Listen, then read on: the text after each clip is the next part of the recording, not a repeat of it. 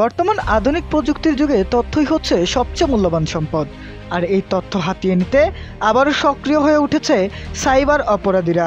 সম্প্রতি অনলাইনে ফাঁস হয়েছে প্রায় 18,30,00,000 ইমেইলের ঠিকানা ও পাসওয়ার্ড। ইতিমধ্যে এসব চুরি করা তথ্য ডার্ক ওয়েব সহ গোপনীয় সাইবার প্ল্যাটফর্মে বিক্রি হচ্ছে বলে জানা গেছে। ফলে যে কোনো সময় ঘটতে পারে বড় ধরনের সাইবার হামলা। নতুন এই ঘটনায় বিশ্বজুড়ে আতঙ্ক ছড়িয়ে পড়েছে ইন্টারনেট ব্যবহারকারীদের মধ্যে। বিশেষজ্ঞদের মতে সম্প্রতি হওয়া সবচেয়ে বড় তথ্য ফাঁসের ঘটনার একটি এটি।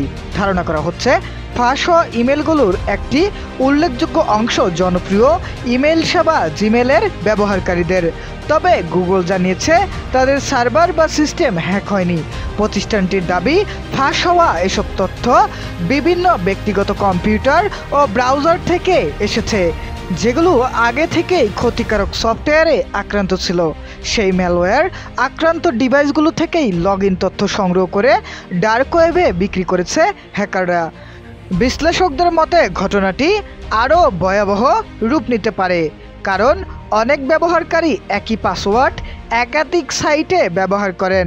এতে শুধু ইমেল নয়, অনলাইন ব্যাংকিং, কেনাকাটা সম্পর্কিত অ্যাকাউন্ট, এমনকি অফিসের ইমেইলও ঝুঁকিতে পড়তে পারে। সাইবার নিরাপত্তা পর্যবেক্ষণ প্ল্যাটফর্মের একজন পরিচালক জানিয়েছেন, নতুন এই ডেটাবেসটির নাম সিনথনেট স্টিলার লগ থ্রেট ডেটা। এটি কোনো নির্দিষ্ট ওয়েবসাইট থেকে নয়, বরং বিশ্বজুড়ে অসংখ্য ভাইরাস সংক্রমিত ডিভাইস থেকে সংগ্রহ করা লগইন ফাইল দিয়ে তৈরি করা হয়েছে।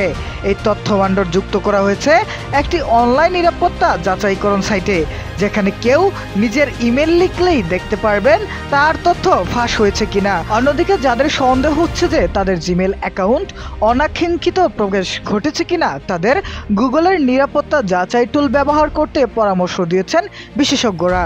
এই টুলের মাধ্যমে অপরিচিত ডিভাইস, সন্দেহজনক কার্যকলাপ বা তৃতীয় পক্ষের অ্যাক্সেস খুঁজে বের করা যায়।